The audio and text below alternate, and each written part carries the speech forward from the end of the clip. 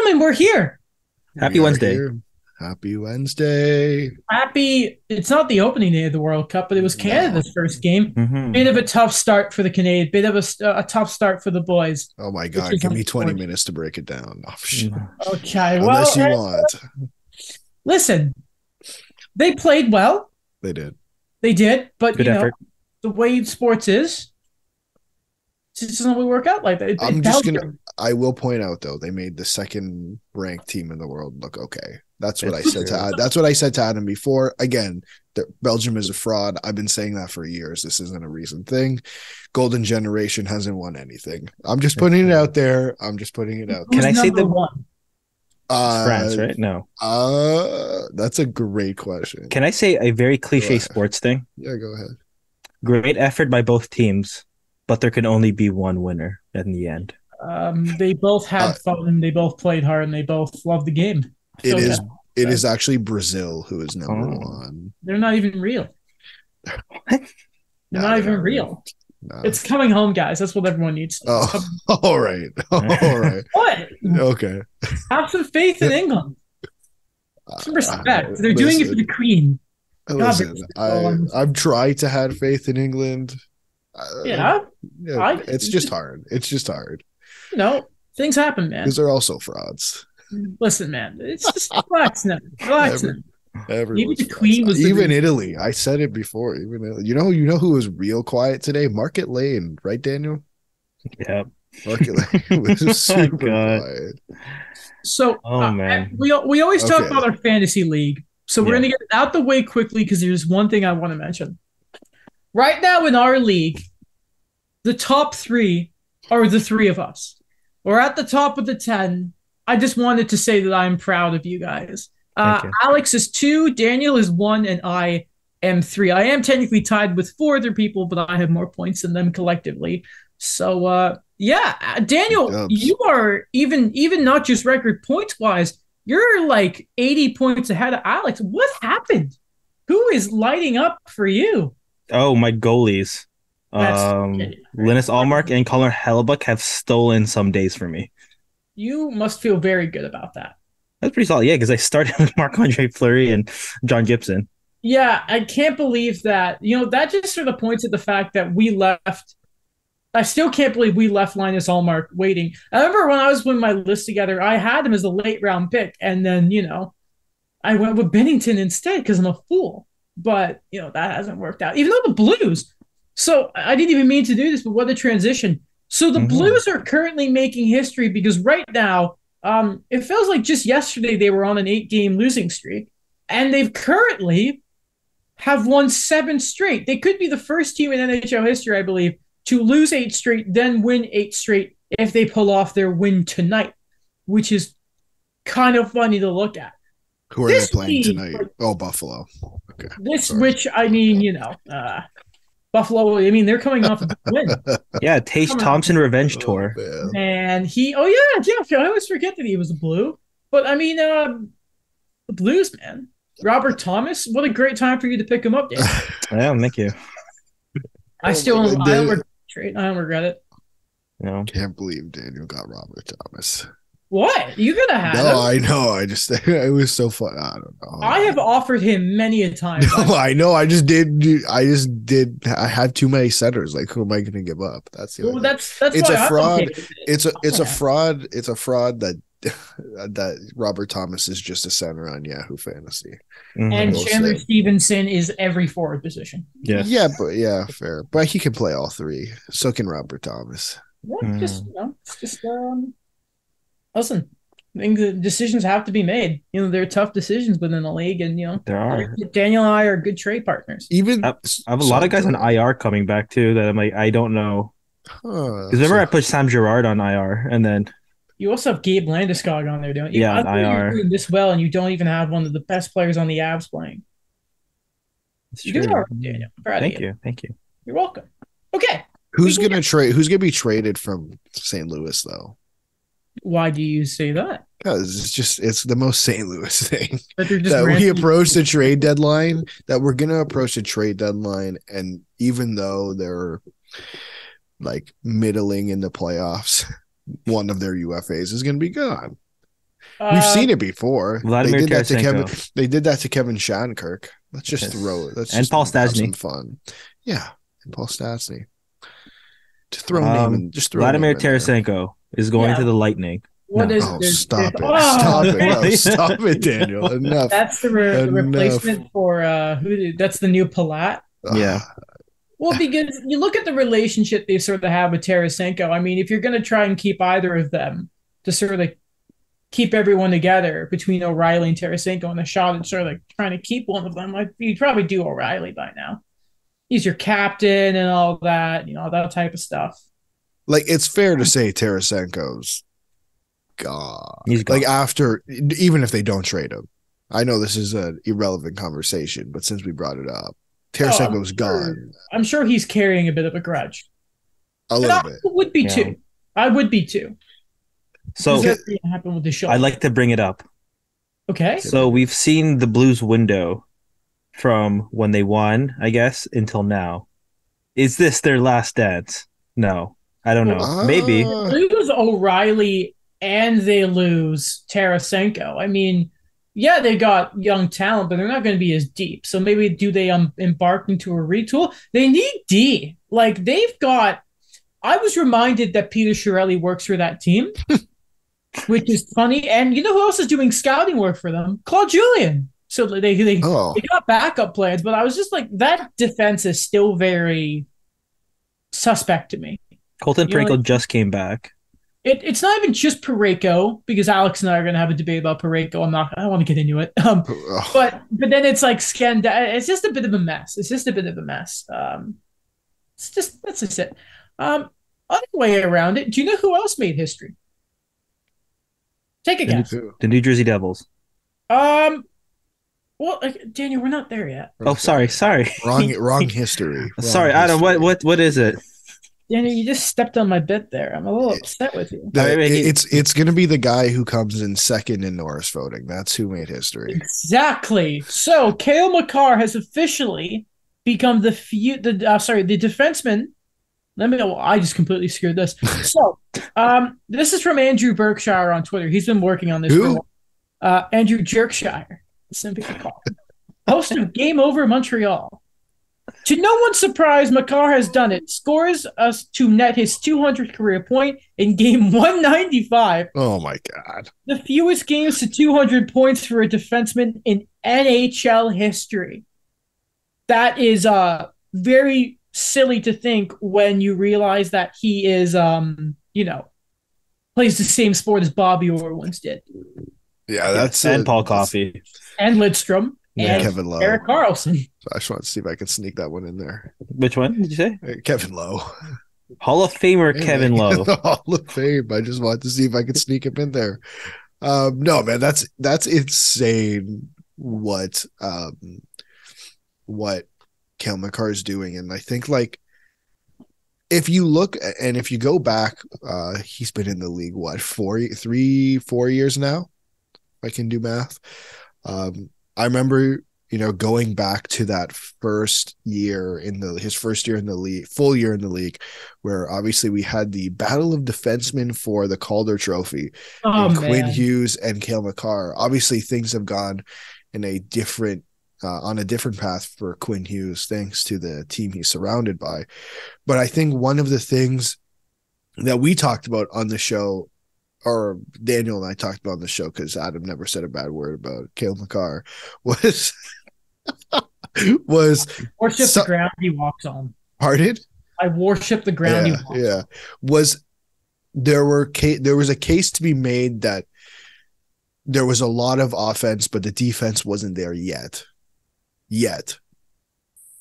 And I think that's changed. I think that's definitely changed. So we're talking about the offense, obviously, in 200 points in 195 games, but just looking at his path to where he's at right now, I think is such a big leap. He's a special defenseman. It's hilarious. I'll never forget the fact that they lost the draft lottery at Colorado. That was the year they finished last. They fall all the way down to back then. You could fall all the way to fourth. And they got the best player in that draft, Who was number one? Was that the Heischer draft? Yeah, Hischier, Patrick, Heiskanen, Makar, and then Pettersson. That's an incredible thing for the Avs. He's just I love watching Cale Makar. Haven't watched as much of the Avs this year as I've wanted to, but that's just a special accomplishment. That's just special to see. And I remember that Hughes versus Makar debate, and just sort of how Makar, even if you look at Canucks. the way the Canucks have gone, you just look at the advanced numbers, and even if Makar playing in his own zone, he's just left the stratosphere that Hughes was in. Remember that we had Harman Dial on the show, and we asked him, who do you think deserves the Calder? And remember who he said Hughes. And it's just sort of funny. The guy out of Vancouver said the guy from Vancouver. Yeah, I just wanted to remind everyone of that. I thought it was really. It's just funny, man. Listen, he did say it was close. He never said. I'm just saying that was the prediction, guys. Let's not forget that was the prediction. I'm pretty sure I also said Hughes too. I don't change. I don't feel bad. I think I said Makar too, because again, why wouldn't I? But yeah, him and Erik Karlsson, just two head and shoulders defense. I love that you had to mention Erik Karlsson to that too. Because he's Erik Karlsson, man. I seriously, one of these days, I'm going to tell my kids about prime Erik Karlsson. He was special, man. He was so freaking.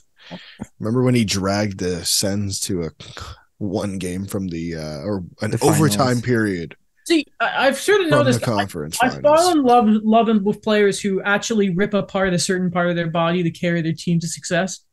Carey Price destroyed his knee trying to get a team to the finals. Erik Karlsson destroyed his Achilles. Also, let's not forget, both of them had key injuries in their career that probably affected them long term. Chris Kreider for Carey Price. And let's not forget what Matt Cook did to Erik Karlsson all those years ago. Mm-hmm. Something I will forever... Matt, I don't like Evander Kane. When he knocked out Matt Cook, it might be one of the most satisfying moments in NHL history. Like, man, Matt Cook was... no one likes Matt Cook. I think another example, too, is... I know it's from a while ago, but the 2010 finals, Jeff Carter helped the Flyers get to the finals with 2 broken feet. That's insane. Yeah, the Bruins winning a cup and Patrice Bergeron with a punctured lung. And Patrice Bergeron continues to be an impressive player. He's hit 1,000 points, gentlemen. An assist on a goal for the Bruins. The whole bench clears out to come celebrate with him. That was cool. Oh, that yeah. was awesome. Character for Mr. Patrice Bergeron. Of course. Noted former Kent Hughes client, Patrice Bergeron. Mm-hmm. Did you like the picture I sent? I said 2 of the greatest Bruins of our generation. And then we got him and Raycroft. Yes. Man, I didn't like it. I'm not going to acknowledge that. I'm just going to point out I didn't like it. No, of course not. 2 of the most well-spoken, like the 2 Bruins we speak about the most on this podcast. You're not Yes, that is true. That's a good point. I gotta double check something, because this is a little fun fact about the season that's continued to make the rounds. We haven't mentioned it on the show, and I just want to double check that this is still the case. Huh. Oh, it's not. Oh, God. What was it, though? What? Brad Marchand has finally taken a penalty. He's only at 2 penalty minutes on the game, and he's hit 901. But yeah, up until the last game. What did he do? Who did he lick? I have no idea. It was only 2 minutes, so... But yeah, Brad Slewfoot, I don't know. He should start doing that again. I kind of miss it. I don't think you miss it? Not the Slewfoot. Yeah, you really liked it when you licked Leo Komarov, didn't you, Alex? It was funny. I won't lie. I'm like, what on earth is happening? But I'll deep down. That's the personality we need in the game. No, I'm not suggesting that. I'm saying it was funny at the time, man. Definitely not hygienic. But again, what about this sport is? So the Bergeron conversations about the Hall of Fame were sort of popping up after he had 1,000 points. No one's going to debate that Patrice Bergeron should be in the Hall of Fame and should obviously be a first ballot Hall of Famer.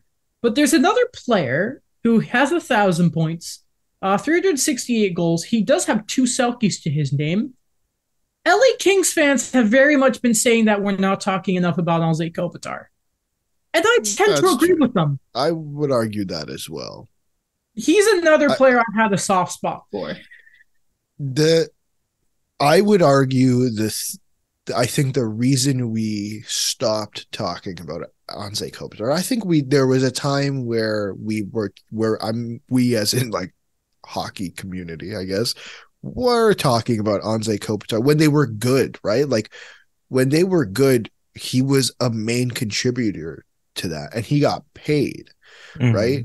And I think, and I'm not saying like, obviously they've had in recent or I don't know, 2 years ago, they had a stretch where things just were not going well there. And I think the hype around Anze Kopitar, and same with Drew Doughty, right? Like it's the same conversation we had about Drew Doughty like last year, where it was, yeah, we kind of stopped talking about Drew Doughty other than when he and Matthew Tkachuk got into scuffles every time they played. I just think it's a matter of in the back of our heads, we always knew those two guys were really, really, really, really good. But it wasn't until that team got good again that we really acknowledged it. It would be my argument. Doesn't make it right. I just think that's what happened.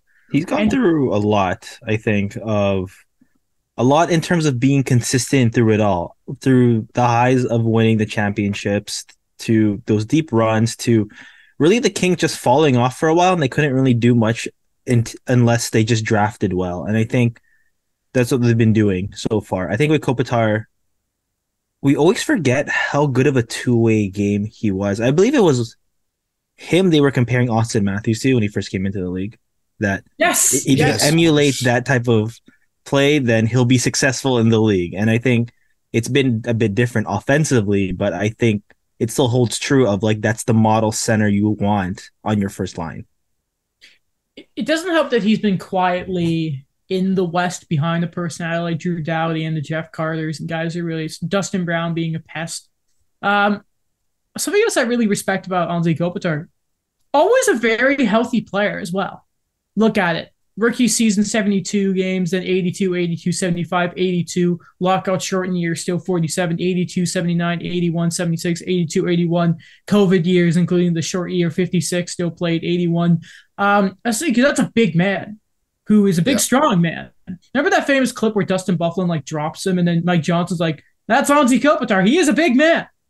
And I always think of that. Love that. Man, I miss Dustin Byfuglien. But like Anze Kopitar, man, we should give him more respect. I want to say he was the first player after Taves and Kane to get, you mentioned the big payday, Alex. I think he was the first guy after them to get a double-digit deal in terms of AAV. I think so. And then maybe Price after him, or maybe McDavid then. Didn't Price get it before McDavid? I think they were within a few days of each other, to be honest with you. Okay. I think it was that's the AAV one you're talking about, right? Yeah. Yes. Okay, because remember, like Brad Richards, like was technically the highest paid player for a year. Yeah, whatever. That's okay. I don't know the signing details of every player that well. And then Luongo is a different story. And then Luongo, that is former Vancouver Canucks. I love in the Hall of Fame thing for the game against the Leafs game, the Leafs Penguins one, when they had the Hall of Fame players, and they were like, and he was named captain, the first goalie captain, X amount of years. I'm like, yeah, but you didn't allow that to happen. The Hall of Fame. I was just like, are you really going to mention that? Good old NHL. Goofball McGundies. Ryan Reed got traded. Sorry. Go ahead. No, I was going to add to just the Kopitar stuff. I think they've done a really good job in terms of the Kings there, more so, like, have done a really good job of surrounding him, especially with other players who I don't want to say can do the same job as him, because I don't think that's giving him enough credit, but will lighten his workload. Yep. Last year, when they signed Phil Deneau, that just immensely lightened his workload. And he had like 67 points in 81 games, and I think even with the young guys coming up, talk about Turcotte, talk about Velarde, talk about Quinton Byfield, who hasn't hit yet, but he will. That will make his life easier as he gets older, I think, and that they've done a really good job at ensuring his success into his later years. And you talk about his health, that'll play a factor. you sort of, I love mentioning the thing of like people on the Penguins have always said you can't take a shift off when Crosby never takes one. There is there is no real reason if you're a Kings player why you can't go back and help out defensively when you have Phil Deneau and Anze Kopitar carrying that workload. No excuse at all. So this is a move I didn't see coming. The Ryan Reeves trade has happened. That's right, the Ryan Reeves trade. Normally, I would not mention a Ryan Reeves story that wasn't, probably him being suspended. So Darren Dreger tweeted after this trade that apparently Ryan Reeves had made it clear he wanted a change, and apparently his history with Bill Guerin, I'm assuming that goes back to the time when Ryan Reeves was a Penguin for like not even a full year. Remember that? He gets traded for a fifth in 2025. We haven't talked a lot about the Rangers this year. There seems to be some missing ingredients there. I just find it very strange that they would give up Ryan Reeves. Because remember when the whole thing of, there was the word of that famous, I'm the answer to your Tom Wilson problem. And he was, him and Barclay Goodrow was sort of the big, hey there, changing identity for this team. I'm just very surprised. I'm not shocked to the level of a star player moving because, with all respect, it is Ryan Reeves, who's not an everyday NHLer. Remember, you're gonna get a nasty text after that one. Remember, he was traded for a first-round pick. Shout out to the Western Finals against the Habs, where he was sitting for the most important games. Never forget. Western Conference champions, Montreal Canadiens. I'd like to confirm. I'd like to confirm a quote by Dean Evason from our boy Michael Russo at The Athletic. This trade was purely not for fighting. I don't believe that. Doesn't do anything else. I don't believe that. I don't remember who it was. I do want to get back to the Rangers stuff because that's an interesting point. But since Daniel brought it up, I want to say it was Friedman who had mentioned this. It was one of Friedman or Dreger a few weeks ago had brought up that the Wild wanted Nick Delorier. Yeah, they did. Yes. Didn't end up getting him. And there's your answer. It's weird. It's like, so we can't score. We can't score, so let's get an enforcer. Yeah. Our cap space is more precious and more sort of thin line than any other team in the league, and we're going to use it to get Ryan Reeves. Yes. Pretty much. But they sent down Marco Rossi, so... Did they? There's a space. Yeah, his confidence is shaken. He had like 1 assist in 16 games. It's a shame. Sorry to hear that, buddy. Oh, God. Going on here. Back to the Rangers. Yeah. What's been going on there? It's just been the start of the year has been dominated by the conversations of the Penguins being mid and the Devils being juggernauts. We've kind of forgotten about the Rangers. But something's not right there. Which is like they're 10-6-4, which isn't horrible. It's okay.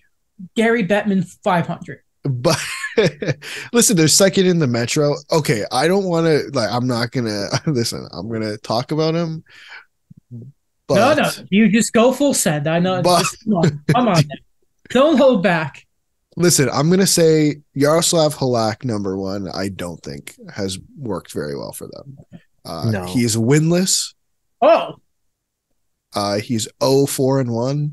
Oh my! In 5 games.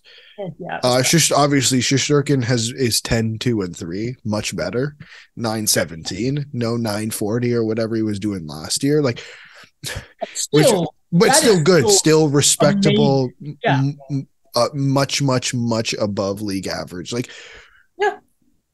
But again, like he was winning games for them last year. Mm-hmm. You're saying second best goalie in the league. Is what I just wanted to say.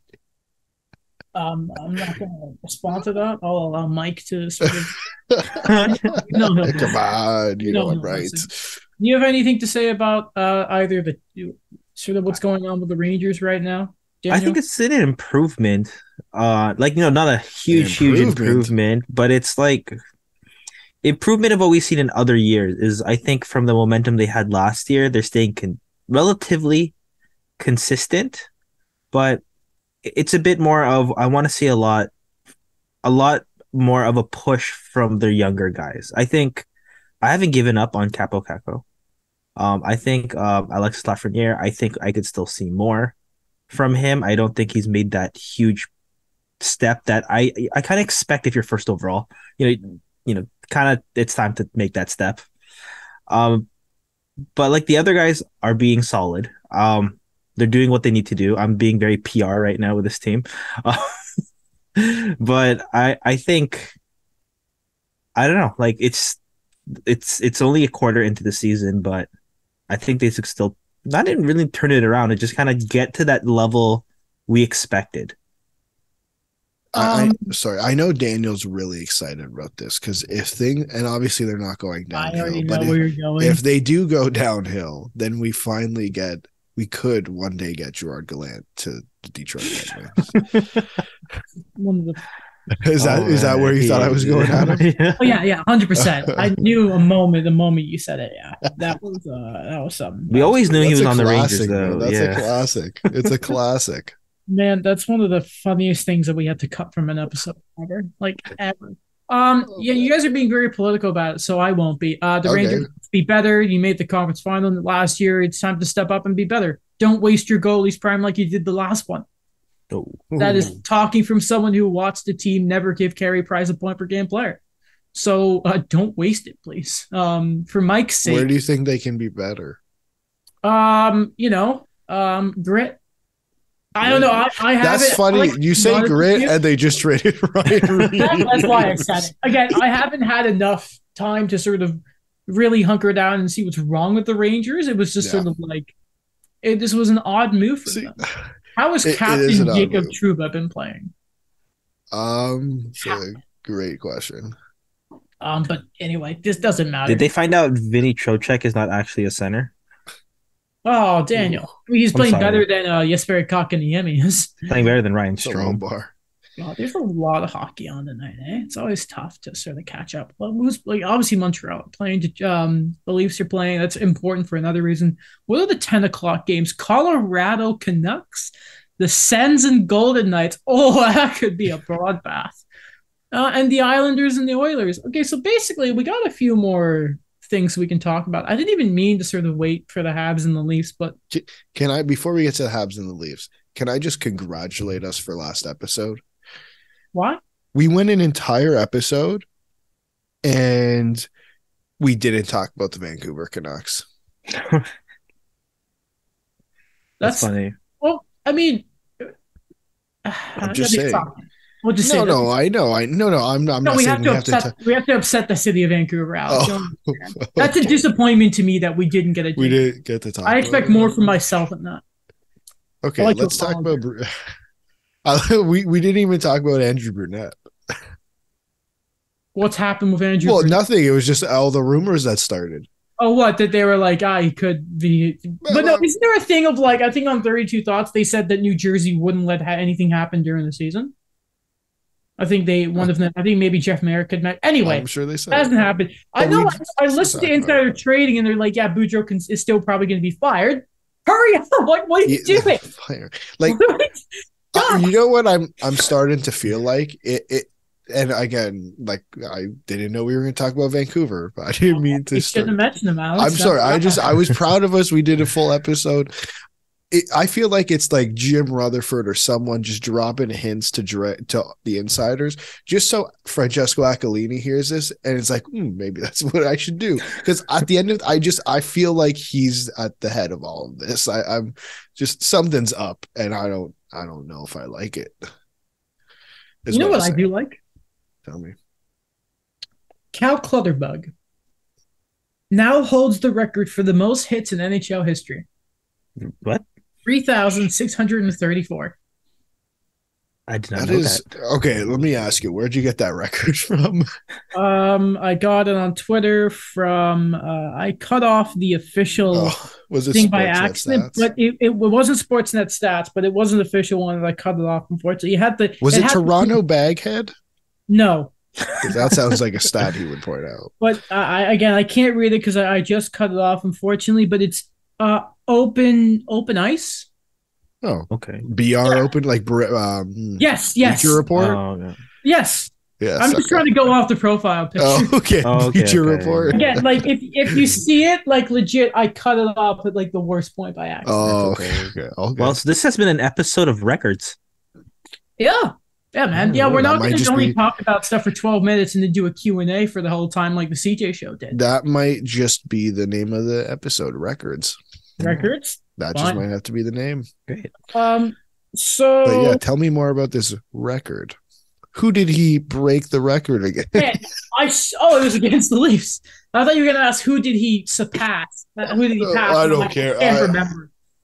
Is it Ryan Reeves? Like I think it was someone who was. I think it's a name we would know, but I can't remember for the love of God. God, let me see if I can find it. But Darcy Tucker. No, not Darcy Tucker. I think they played in our lifetime. Oh, we played Darcy Tucker. He retired like what year? 2008. I was 9. Yeah, but that doesn't count. Okay. Alex, did you find it? I found it. So the thing is it only goes back to the record on, for whatever reason, on records.nhl.com go to from 2005, 2006. So I'm okay. That's in our lifetime. Yeah, that's in our lifetime. We know Cal Clutterbuck is number 1. Yeah. I want you to guess the next 4. The next 4? Yeah, the top 5. Who do you think Ryan the top? Reeves up there? No. Tom Wilson. Not top 5. No. Tom Wilson has been around long enough. No. I'm gonna. Is it fair to say that at least 2 of them are Islanders? Because remember back in the day, the thing used to be that the Islanders arena was all would like inflate their hit count. Are there any of the is Cizikas or Martin on there? One Islander is on there. One other Islander? Yes. I'm gonna say Matt Martin. Matt Martin is correct. He is number 3. Daniel, take a guess and then let us know. There's one name. Zdeno Chara? Zdeno Chara is not on there. Okay. There's one name where I think you won't think of it, but I think you'll be surprised when I tell you. Or you won't be surprised. No. Who? What are they? Travis Moen. You give up? Yeah. Guys, come on. Okay, number 2. Listen. Number 2, Dustin Brown. Oh, yeah. That's why. Yeah. That wasn't the name that was surprising, but Dustin Brown. I'm going to leave him for last. Number 5. The name I was trying to think of. Number 5. Who was 3? Matt Martin. And 4? I'm going to tell you number 4 last. Okay. Number 5 is Milan Lucic. Oh, yeah. Yeah, that's fair. Number 4. Yeah. From the Washington Capitals, Alexander Ovechkin. Okay, that makes sense. They talked about that. Yeah, because he's like over 3,000 hits, right? They showed like him, Crosby, and Stamkos since like they're like 06, and it was like Ovi like most goals. Obviously, Sid's pulling away in points finally, and then it was just like hits, and he would just had like a gap the size of a mountain. Yeah.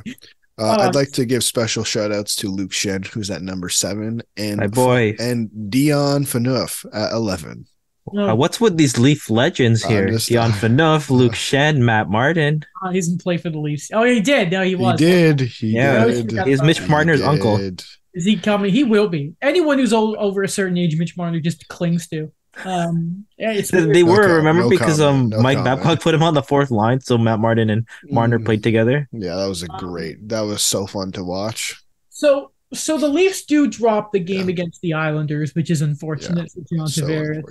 He did score in it, which was always nice. I'm sure he was happy about that, but clearly not enough money on the board for the boys to pull it out.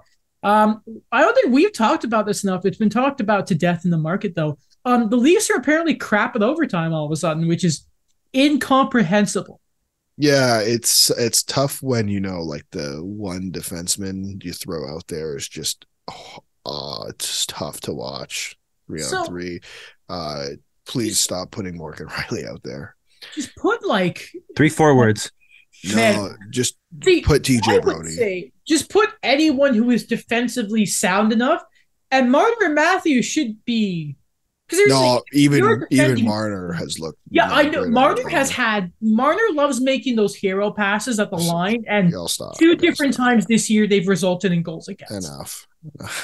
One of those resulted in him getting benched. I think he has to pretend that the 2-line pass rule is still there. Just keep it simple. Like Doesn't this make- is to me, this is the ideal 3-on-3 after what I've watched. Matthews, yeah, obviously, obviously, Nylander, who was not good in the Islanders OT, but no, but I get it. Yeah, yeah. and now you're like, listen, I'm just assuming healthy because like I don't know, but in an ideal situation, I would choose TJ Brody.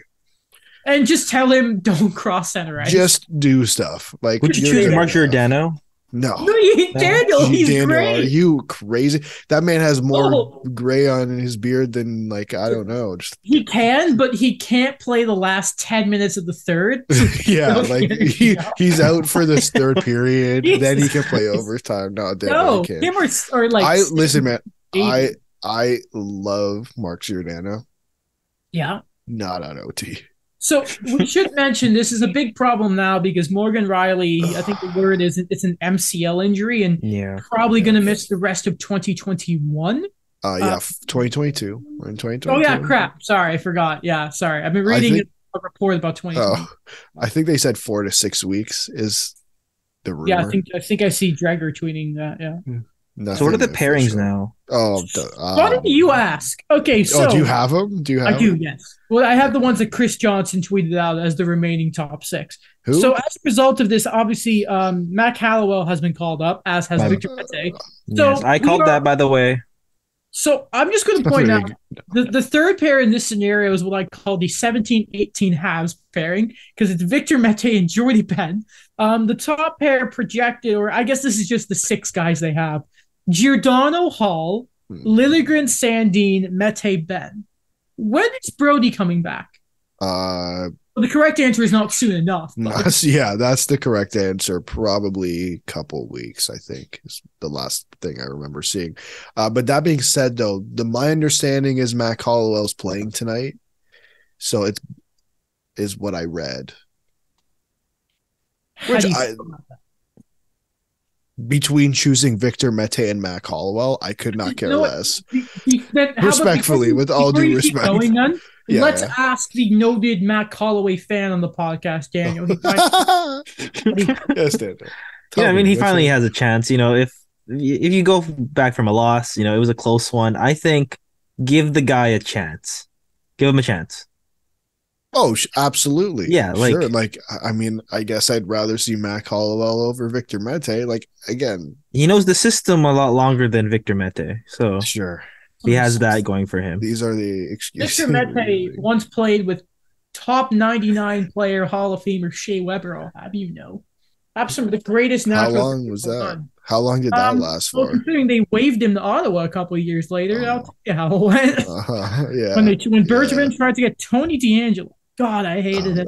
I remember that. Was it he got John Merrill and then he waived Eric Mate? Gustafson. Yeah. Yes. Gustafson was the more, and he played 10 minutes a night in the playoffs. Not a good night. But, you know, the power play stuff is just sort of like Nylander has back-to-back icings, and I think the other one, it was just like it was a giveaway, and he smashed his stick. Wasn't good. But did he do it on the ice or in the back room? Because apparently that makes a huge difference. It's, you know what? I was rewatching a clip about Marner doing that, and I just kind of thought to myself, he was boned either way. Yeah. He really was. Especially, but I think we should focus more on Jake Allen breaking his stick on the ice. I'm just man, I'm just joking. Yeah. I'm just he joking. was so bad last night. Yeah, no. Like, I don't know what. Like, God bless Uri Slafkovsky being like, no, it was just bad bounces. And in my head, I'm like, I love you, Uri. But, like, I stopped watching that game. It was actually so. Eric Engels, that's their worst game of the season. No, they let 2 goals in a minute. Oh, God. Oh, man. Okay, back to the power play. Yeah, speaking of, like, probably important to mention, by the way, the Leafs did make a trade. And both them and the Rangers did this right before Canada was supposed to play, which was really funny. Kyle was probably pushing it through so he can watch the game. They make a trade with their favorite team, the Arizona Coyotes. They trade the big man, Curtis Douglas, and they get Connor Timmins back. Young man, but he's 24 now? 24, yeah. 2017 draft. Former, say it with me, former Sioux Colorado Avalanche. Played with Rasmus Sandin back in the Sioux. So as Steve Dangle would say, we all know that Kyle Dubas loves his guy. He will be an RFA at the end of the season. I think this is a safe bet for Curtis. I was going to say Connor Timmins. I'm like, I've been a fan of this guy a while. Bro, junior guy. Bad bet, I think, with the injuries. He's had 3 bad injuries in his career. Still only 24. Right-hand shot. Only 850,000. I think it's a good risk. Like, sorry, I mean, not like, what is Curtis Douglas? What's his ceiling? He's a boy. So I read this that apparently right now it's going to be the Roadrunners third line center. Oh, I thought you were going to say he was going to be the Coyotes first line center. Maybe. If they really aren't tanking that fast, like, just give them a chance. Even is there for? Is it Schmaltz? Is Schmaltz still there? Yes. Yeah. You never know with the Coyotes. He's still around.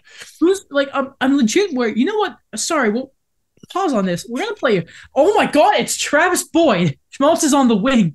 Hold on. We just like the Coyotes have been kind of good this year. Here's what's really funny. Sorry, Leafs, but I just want to for a second here. Connor Ingram and Karel Malka is currently like what's going on there. Yeah. Defense is Gostisbehere Chickering, who's back and played like 23 minutes. That's good. Dyson Mayo, JJ Moser, Patrick Nemeth, and Troy Stetcher. That's not awful. Patrick Nemeth. No, let's go. Who? I don't know either of those guys on the second line. Which second one? Pair. Dyson Mayo and JJ Moser. Oh, they're like 2 like late picks by the Coyotes. They haven't been bad. I don't think they're. I'm sure they haven't. I think they're. You know how the Sharks always have that random like Mario Ferraro is a great player who can play in the curtain row. Radim Simek. I would compare not exact playing styles because I don't know. I haven't watched the Coyotes enough to tell you, but I think they're kind of that player. And the forward lines, fourth line, Richie, Hayden, Cassie, and this is according to Daily Faceoff, by the way. Third line, Jack McBain. Remember that? Liam O'Brien, who I don't think is real, with Christian Fisher. Second line, Dylan Gunther. Remember our guy from our PMO, never forget. With Nick Bukestad and Lawson Krause on the first line is Schmaltz, Travis Boyd, and Clayton Kelling. Man. Don't they have the rookie? They have that rookie? Yeah, they have like one of the best rookies in the league. Hold on. Now I need to go find who it is. Is it Moser? Rookie scoring NHL. No, it's this is important. We gotta give the NHL we gotta give the Coyotes some love. Hold on. Oh God, what is he? He was doing? a forward, was he not? Was he? I don't know. I'm gonna go find out. Why have I put in rookie scoring NHL? Is it not at the NHL.com like first coming up? You gotta love it.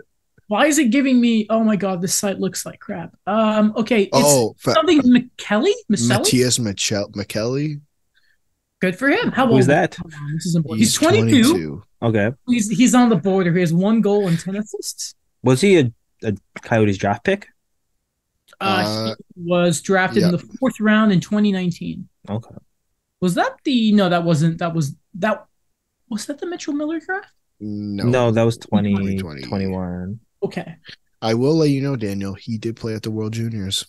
Oh. I can't believe you don't know him. I'm sorry. For Finland. Yeah. I don't know if you know Finnish World Junior stats the way you do Canada, but we love I will say we love our Finnish players. I don't know. Teemu Solani.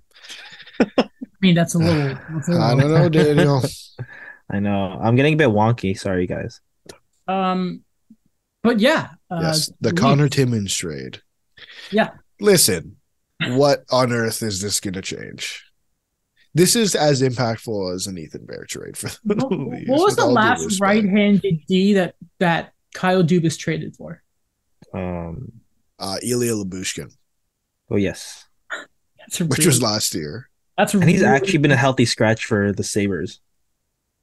Should have stayed in Toronto. He didn't need him last night. But that's what happened. Like, apparently, I remember everyone was saying, like, oh, look what happened. They let go of a defensive defenseman who shoots right. Okay, defensive defenseman for Ilya Lyubushkin is a bit of a stretch. Let's be respectful here. He was all good. Right. He was good, but not anything above what he was in Toronto, in my opinion. Plus, the Sabres have a pretty busy blue line, to be honest. Just thinking of a lot of really good young talent. I think Samuelson's back. Krista was yelling at me about last night. But the Leafs are have a very tough opponent tonight. The Devils, who they lost to last week. This is important because the Devils could make history tonight. They could break their franchise's win streak tonight if they can beat the Leafs. I'm hoping because Vanacek needs to get me some wins for fantasy, which is the most important thing, obviously. But don't you want William Nylander to get you points too? Yeah. Nylander needs to have a spectacular game and in losing fashion. And Jack Hughes needs to light it up, as he always does. See, here's what I'm concerned about for the Leafs tonight, which makes me think they're going to win. Because we just know, like, this is one of those games where I can see a Toronto win, like, screaming in my face. I just can't. Because here's the thing. The odds are against them because their D-core is a skeleton crew right now. Sure. The likes of the 17-18 Habs, as I've mentioned, having Mete and Ben both playing. Despite the fact that Jamie Benn or Jordy Benn's been good somehow, which is hilarious. But so is Jamie. And again, yeah, Jamie's been great. Jamie's been amazing. But, you just sort of look at it and it's like that Devils team with their speed and their skill against that defense would normally mean a bloodbath, which means that the Leafs are probably going to break the win streak tonight. It's just the way I look at it. Who is starting for the Leafs? Is it Matt Murray? Oh, yeah. I'm going to check. Because Shalgren played against the Islanders. I would be really mad if they played Shalgren against the Leafs. I believe it says Murray expected. I don't know if I saw anything this morning. I'm not going to lie. Didn't see anything this morning about, who I'm Twitter. I'm going to go check Mark Masters. I didn't see anything this morning. Mm-hmm. But we'll see. Mm-hmm. We'll see. I know Vanacek is starting for the Devils. Best goalie in the league. Hey, don't talk about Andre Vasilevsky's on the Lightning. What are you talking about? I said what I said. Linus Allmark is 13-1. Insane. Oh, his one loss being against the Leafs. Yeah, which is also a game I predicted the Leafs would win because it just screamed that they were going to. Another goaltender we should talk about. Heitor Kuchetsov. I don't know if I said that right. Now, if I just want to quickly get something up here. So, guys, while I get this up, explain to the listeners who Heitor Kuchetsov is. He was a second-round pick by the Hurricanes a few years ago. He's been the goaltender there since Frederick Anderson, our boy, friend of the pod, has been out. So 4 years, $2 million per. He played last year. Yeah. In the playoffs. Yeah. In the playoffs. He had 3 games in the regular season, I believe, and then 4 in the playoffs. Isn't that like Carolina's tradition, though? Like, we never actually know who's going to start in the playoffs until it's the playoffs because they always have injuries. Yeah. So, as you mentioned, it's a 4-year deal. I think Kevin Weeks was the first to have this. So in his kitchen, by the way. Played 7. Yeah. What's up, you NHL fans? I keep forgetting it's American Thanksgiving. So, he's played a grand total of 7 NHL regular season games, I believe. And I'm not concerned about the number. $2 million for a goaltender is something you can get rid of pretty quickly if it doesn't work out. I'm just surprised they gave him 4 years. Now, I don't know off the top of my head if Freddie and Ronta are done this year, UFA status. It doesn't seem very Carolina to me to give a goalie like that the term. You know what? This isn't Shesterkin where I'm like confident. It's just, I don't think this is a disastrous move. It's just a little eyebrow raising to me. Yeah, both Anderson and Ranta are up at the end of this year. They both got 2-year deals, I guess, last summer. Sorry. I remember saying they were going to be crap, and then they won the division. Yeah. The thing with, like you say, obviously it was 7 NHL games, and again, similar to half the goalies that got these contracts, they played in the KHL. Like, he's been playing in the KHL since 2019, we'll call it, split time between the KHL and the VHL for the last few years, and then obviously came over last year. Mm-hmm. So, not unproven, but a little bit. He is young, too, so I wouldn't be surprised the way young goaltenders are is, the first 2 years he could, again, you're playing behind the Rod Brindamore system behind that. So you're going to have an easier time than most goaltenders, which, Carter Hart had a few rough years there in Philly. He's been great this year. So maybe those normal growing pains you're going to see long term for a goalie are going to be masked by that defense. And then, when he can really, really develop at the end of that deal, he'll probably leave and go somewhere else and then be subpar afterwards because this is how it works in Carolina. I'll go to Detroit. Oh, just no, joking. because they claimed DeMarcus Helberg. Did Oh, they? yes. Yeah, they did. They did. Poor guy. Who was the goalie a couple of years? Was it Antoine Forsberg who was claimed like 4 Yes. times a year? Was it also Eric Yes. Comrie? Yes. I still can't believe the Jets mishandled that. Anyway, Hellebuck's fine, but still. But what's a weird deal to me? Just weird. Whoever his agent is, I'm gonna guess Dan Milstein. I'm gonna double check that actually. He gets the security. Yeah, I mean, $8 million is pretty good. Peter Kochekov, Puckpedia. His agent is Dan Milstein. Well, of course it is. That's funny. Who could have seen that one coming? Yeah. Every Russian in the league, and then Kane, because That's true. I forgot about that. Yeah, man, it just happened all of a sudden, and then he got him a deal with the Oilers. Literally, it's like every Russian, like ever. It's oh god. Even Kucherov, is Kucherov with him? I believe he has Kucherov. He is. He has Kucherov, Vasilevsky, and Sergachev. Oh, Goodness. He got paid. He's doing well for himself. So the Habs got the crap kicked out of them by the Sabres last night. 7-2. I know. 2 goals. I know. 2 goals in the first minute. I love that response. Caulfield scored, so that's nice. But my God, Jake Allen was, man, Jake, you can't do that, Jake. You can't do that. He's had a couple rough games now. He's been kind of concerning, Jake Allen. You'd be a little better than that, buddy. I like you, but you gotta be a bit better than that, please. I love you, Jake, but No, but as Eric Engel said, that was their worst game. Man, I could have told you that 5 minutes in. And I don't mean 5 minutes into the game. I mean literally 5 minutes from in real time. Like I had no idea what was going on. I was on my way. I was even in the house, and I'm just seeing text come in. It's like, oh my god.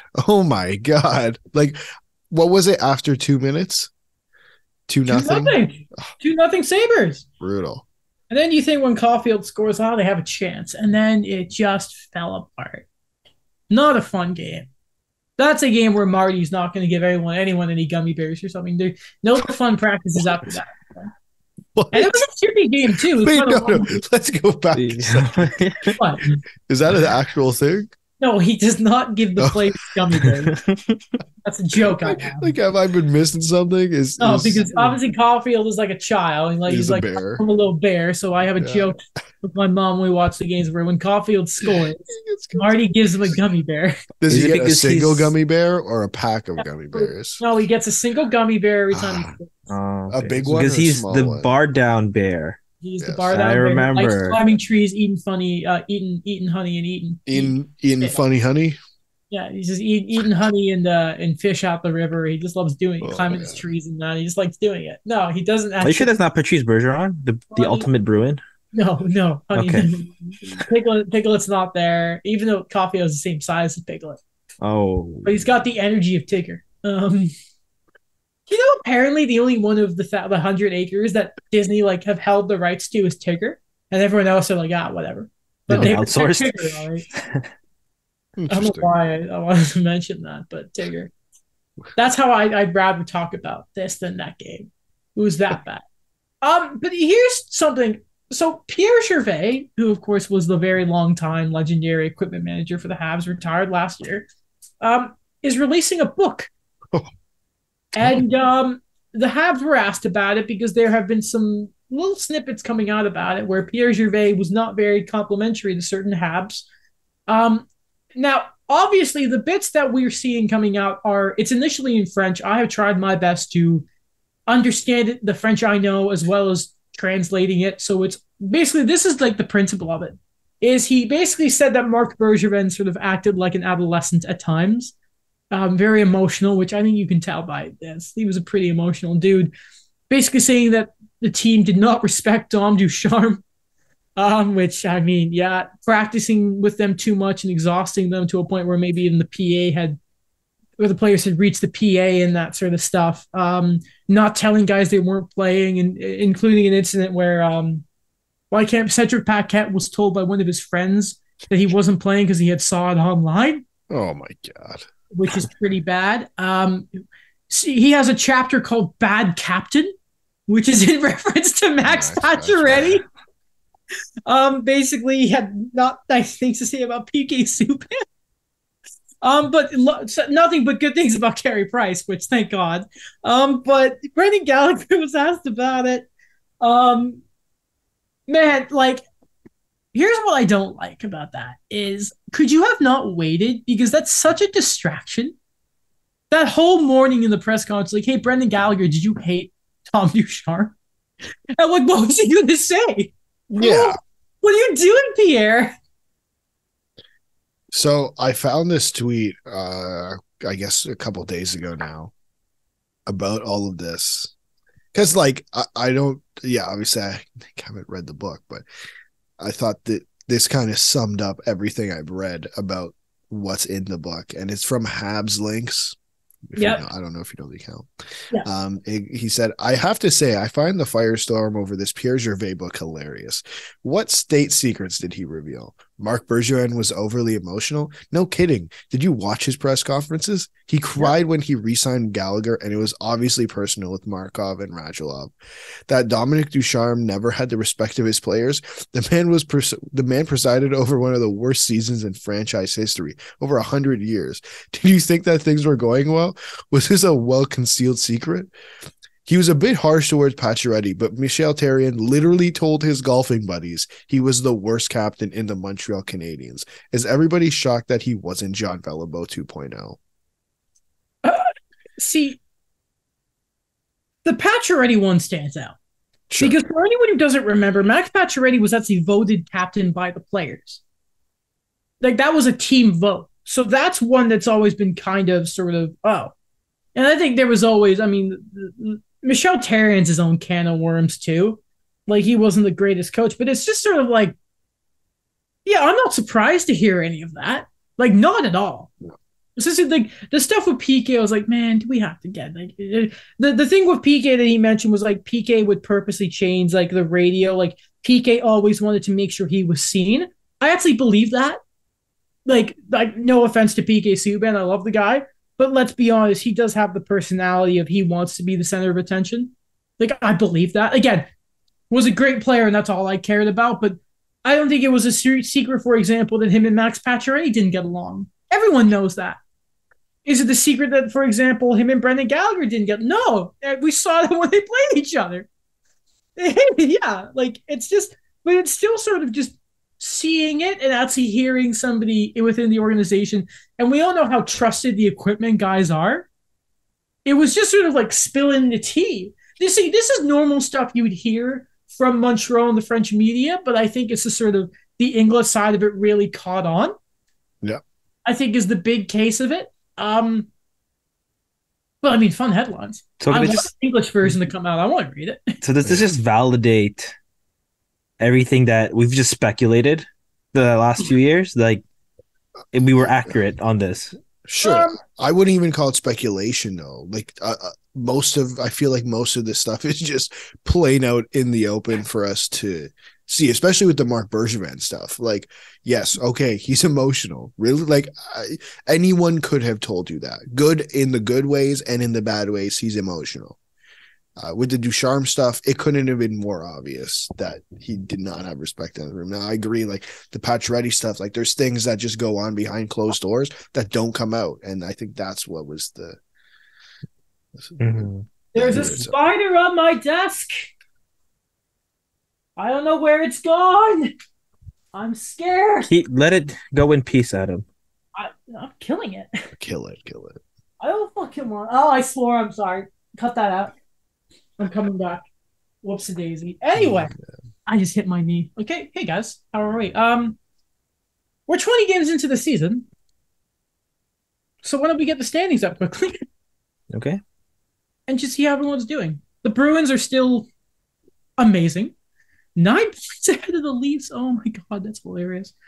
The Devils are obviously the top of their division.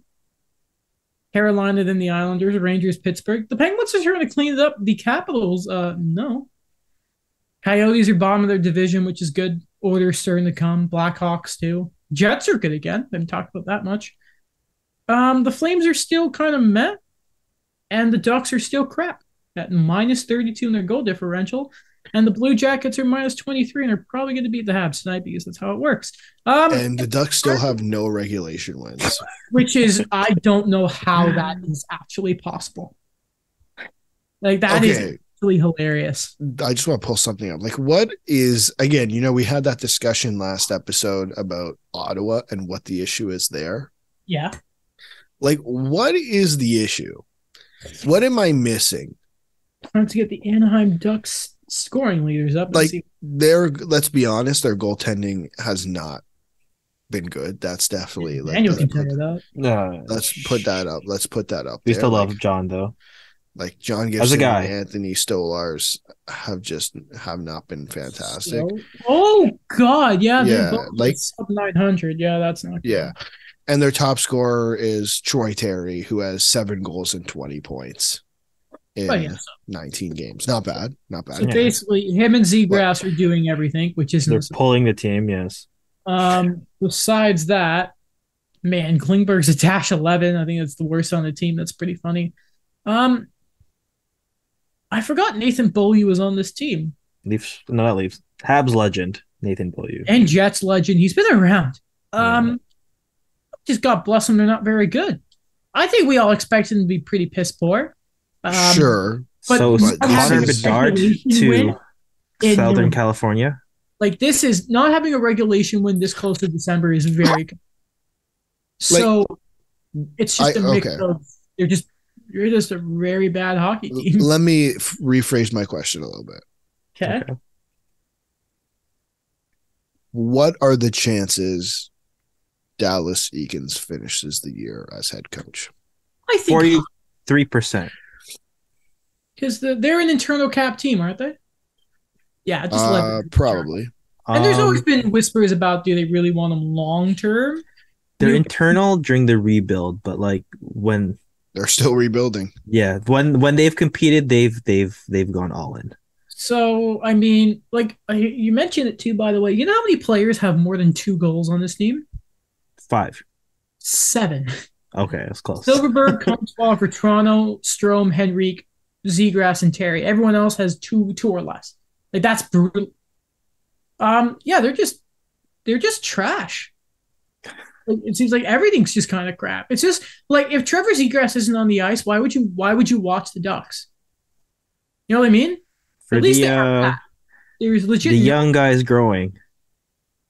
I mean, yeah, McTavish is playing now, but it's sort of like, and on the back end, he's out for the year. He's out, yeah. And Kevin Shattenkirk and John Klingberg, who might have had the worst career move in ever not taking that contract. I don't know what he's doing. They're gonna be nice big fat sellers at the deadline and just rake it in. That's what's gonna happen. Connor Bedard's gonna go there, and Gary's gonna love it. Oh yeah. Or any of those guys. That'd be very interesting. Connor Bedard and Trevor Zegras on the same team. Imagine what they could do. That'd be pretty gross, man. I'd watch. Yeah, absolutely. Yeah. Absolutely. Absolutely. Full joke. I'm sorry. I knew it wasn't. I still went through with it. I think that's everything. One more question. Different team.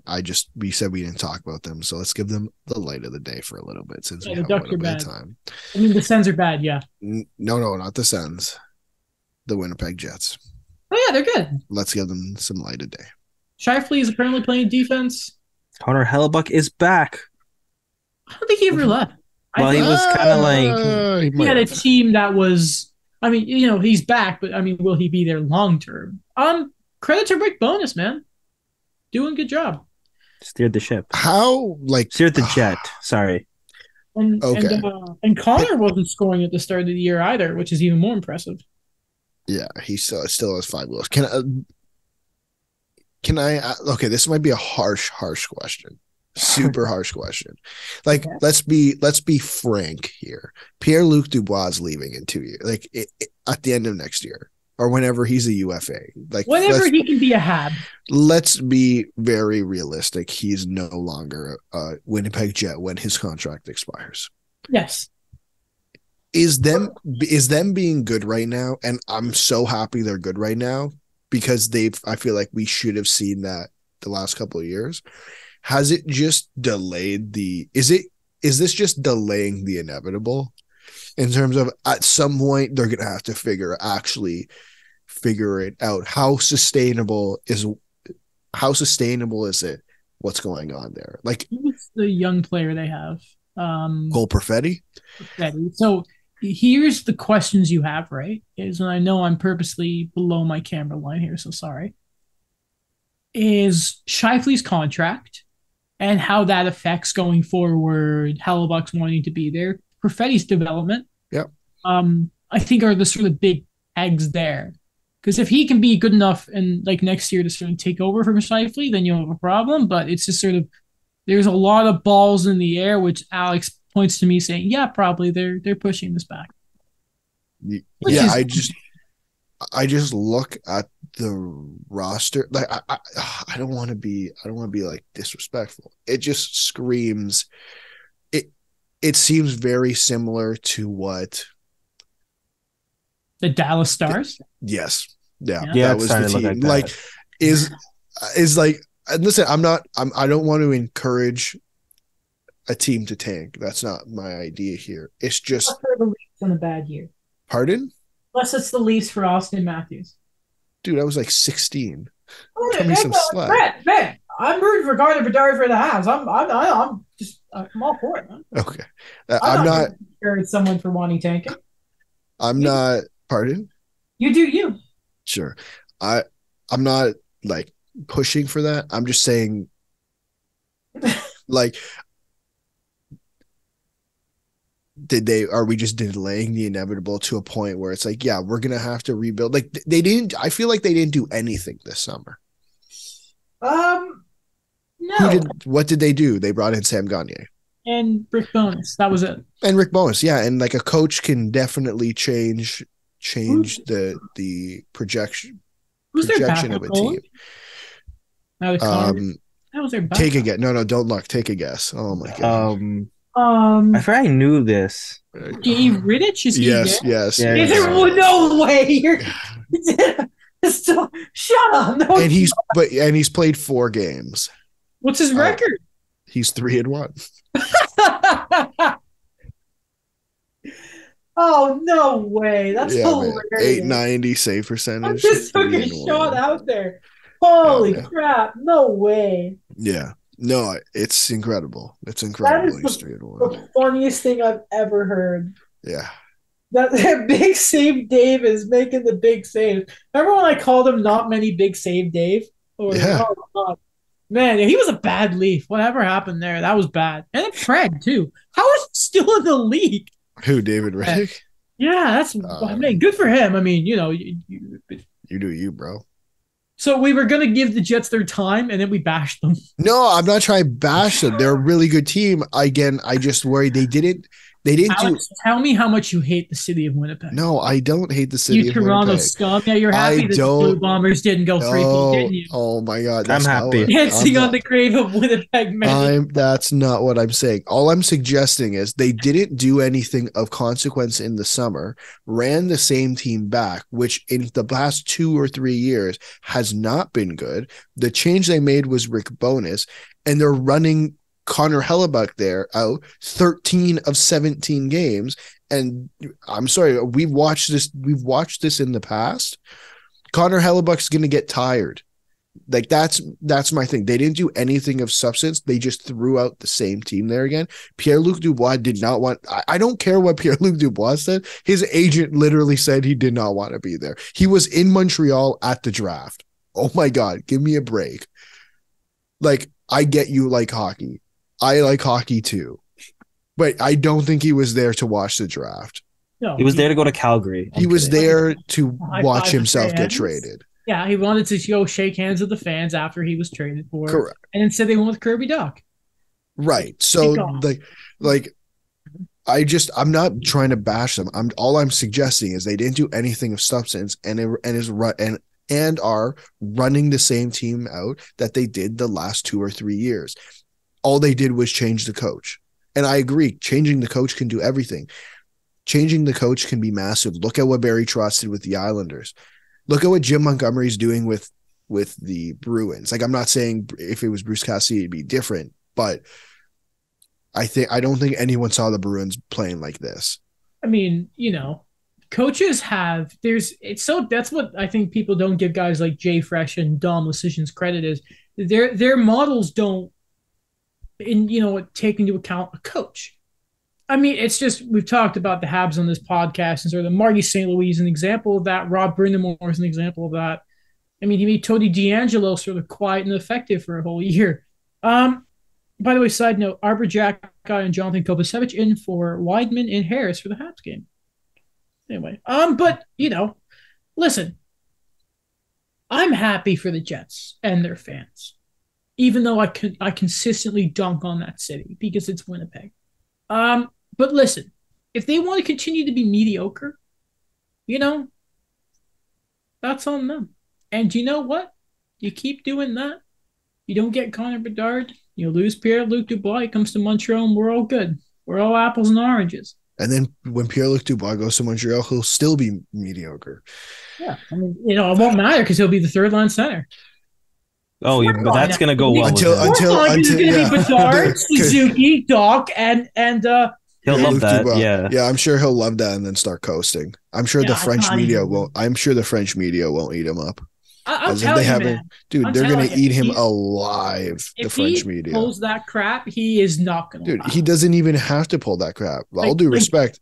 All I had to go look at is what they do to Jonathan Drouin. Those guys eat him alive, and they're going to do the same to Pierre-Luc Dubois. I feel so bad for Jonathan Drouin. Yeah. Wherever he is next year, for the love of God, man, just I hope. Away from RDS and the French media. Yeah. It doesn't even matter if you're just friends too. They ripped Kirby Dach apart for like the first month, and it was like, why? He's great. They need the headlines. Yeah, apparently. But hey, maybe Marty will get through to him. I'll be happy with that. But he's going to be a Hab, and it's going to be great. Imagine, it'd be so funny when he stays in Winnipeg, and we're all wrong. No, that's not gonna happen. No one stays in Winnipeg. No one does. Unless you're Blake Wheeler. Yeah, but is that going to last? Shifley. The way they're playing. Who else was going to give Wheeler that contract, Daniel? Come on. That's true. I'm still mad about that. Wait a second. Do you know what league we're talking about? That's true. Never mind. The 2015 free agency wasn't loud enough. That was that doesn't get talked about enough, that free agency. Okay. It was 2015, right? Not 2016. Oh, the Lucic one? I believe the Lucic, Backlund, or I think Backlund. I think David Backes too. Backes, yeah. Backes, not Backlund. Yeah. Backlund's good. Yeah, Backlund's good. Sorry. Yeah. There's another Backlund. Who was his brother. He played in Vancouver. Vancouver, that was it. Yeah. But he went around. I think he was let's see if I can find it. Give me 30 seconds. The other Backlund, as he was known. Johan Backlund? I think they were brothers. I could be so wrong. Is it racist if we just assume that someone's name is Backlund? No, man. I remember. No, the reason I said it is because I remember reading it. Marcus Backlund. I think I found it. Yeah. How did he do? I'm a liar. I didn't find it. All right. Well, I'm so mad. There's another Backlund. Really? No, I know there. I remember he played on Vancouver. Okay, hold on. This is very upsetting. NHL, the other Backlund, and see if this helps. NHK World Japan. What? No, NHL, not NHK. God, no. I hate my phone. NHL, the other Backlund. Not me, Kyle. He's the good one. Okay, maybe I'm going insane. Maybe I'm wrong, guys. No, there is another Backlund. You're right. We're not ending the podcast and we figured out. Elite Prospects always has family there. Maybe he's not the brother. Like, maybe I'm going insane. We will find this other Backlund. If it kills me, we're going to find him. Hold on. Okay, hold on. Okay. It can't be his brother. Yeah, I don't think they're brothers. They're unrelated. I thought they were. Sorry. What did you think it was, Alex? What was his name you thought it was? I thought it was Marcus, but I think I'm wrong. You are right. He was also a Flame. And he Marcus Backlund? The Swiss League, yeah. His career high was 32 points, 19 goals. And he never hit 30 points ever again in his year. Yeah, he was a Canuck 2015 to 19. So the dog days. Wait, how do you spell Marcus? Markus? Yes. Backlund? It's Granlund. Damn it. I was thinking that. Damn it. I swear there was another Backlund. No, there was. Is there like a Johan Backlund who's like a goalie a long time ago? He wasn't a goalie, Daniel. I swear this dude. We'll look up Johan. Man, I'm Backlund. so bad. Man, this is awful. If you want to stop listening, then that's I'm so upset. There was a Johan Backlund who played a single game for the Flyers. He was a goalie, right? A 40 save performance. Oh, I know what I'm thinking of. I am okay. Okay. What? I'm wrong. So it's Mikael Granlund who plays for the Preds. Who plays for the Predators right now. His brother is Marcus Granlund. I'm thinking of the wrong last name. Yeah. Pardon? Right, whatever. We're done. No. Thanks for listening.